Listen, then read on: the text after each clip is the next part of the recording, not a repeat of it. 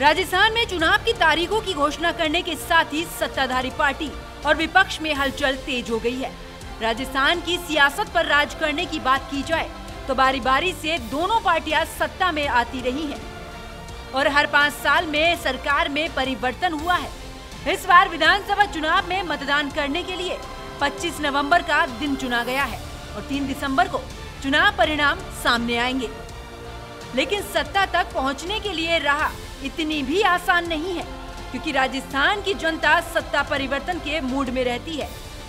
इससे पहले राजस्थान की 200 विधानसभा सीटों पर साल 2018 के विधानसभा चुनाव पर भी नजर डाल लेते हैं। 200 विधानसभा सीटों वाले बीजेपी को 73 सीटें मिली। कांग्रेस को पूर्ण बहुमत से 100 सीटों पर जीत हासिल हुई। तो वहीं अगर बात करें पिछले 30 सालों की, तो राजस्थान की जनता ने कभी भी सत्ताधारी पार्टी को सत्ता में वापस लाने के लिए वोट नहीं दिया है। कांग्रेस को इस फैक्ट्स को भी ध्यान में रखते हुए सत्ता विरोधी लहर से भी लड़ना होगा। इस साल की शुरुआत में अपनी छवि चमकाने के लिए कांग्रेस ने प्रचार फर्म को काम पर रखा। ये सरकार की ओर से शुरू की गई सामाजिक कल्याण योजनाओं और मुफ्त सुविधाओं को भुनाने के लिए काम करता था। लेकिन दूसरी तरफ कांग्रेस के खेमे में सचिन पायलट भी खेल करने से गुरेज नहीं करेंगे।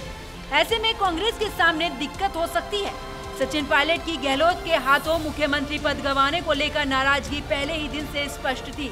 जुलाई 2020 में इनके कारण विद्रोह हुआ, लेकिन गहलोत सुरक्षित रहे। पायलट को गुर्जरों का समर्थन मिला हुआ है, जो पूर्वी राजस्थान में प्रभावशाली है और चुनाव में बदलाव ला सकता है। तो वहीं अगर बात बीजेपी की जाए तो इस बार राजस्थान चुनाव में बीजेपी आलाकमान प्रधानमंत्री नरेंद्र मोदी के चेहरे पर चुनाव लड़ रही है। पिछले 4 विधानसभा चुनावों के विपरीत इस बार पार्टी ने वसुंधरा राजे को अपने सीएम चेहरे के रूप में पेश करने से परहेज किया है। पार्टी कानून व्यवस्था की स्थिति, भ्रष्टाचार, सांप्रदायिक हिंसा और महिला सुरक्षा को लेकर सत्ताधारी कांग्रेस के खिलाफ माहौल बना रही है। इसी के चलते इस साल प्रधानमंत्री नरेंद्र मोदी के ताबड़तोड़ राजस्थान के दौरे और सभाएं करवाई गई हैं। इस बार पीएम ने पेपर लीक, ध्रुवीकरण, कानून व्यवस्था, भ्रष्टाचार जैसे मुद्दों पर कांग्रेस को घेरने की तैयारी की। लेकिन बीजेपी में भी कांग्रेस की तरह वसुंधरा राजे को लेकर बगावत है। बीजेपी ने 70 साल की पूर्व मुख्यमंत्री को अपने सीएम चेहरे के रूप में पेश नहीं करने का फैसला किया है। अपनी ही पार्टी से नाराज राजे ने उन जिलों में पार्टी की परिवर्तन संकल्प यात्रा को छोड़ दिया, जहां विपक्ष का कहना है कि कम मतदान हुआ है। अगर उन्हें मना लिया गया तो इससे बीजेपी को मदद मिलती हुई नजर आएगी। यदि राजे को मनाया नहीं गया तो राजस्थान में बीजेपी को भारी नुकसान उठाना पड़ सकता है। अब ऐसे में सवाल ये भी खड़ा होता है कि जनता का मूड हमेशा से बदलाव की तरफ होता है। राजस्थान की जनता हमेशा से परिवर्तन चाहती है, लेकिन इस बार कांग्रेस में 2 फाड़ गहलोत और सचिन, तो वहीं बीजेपी में 2 फाड़ वसुंधरा राजे नाराज है।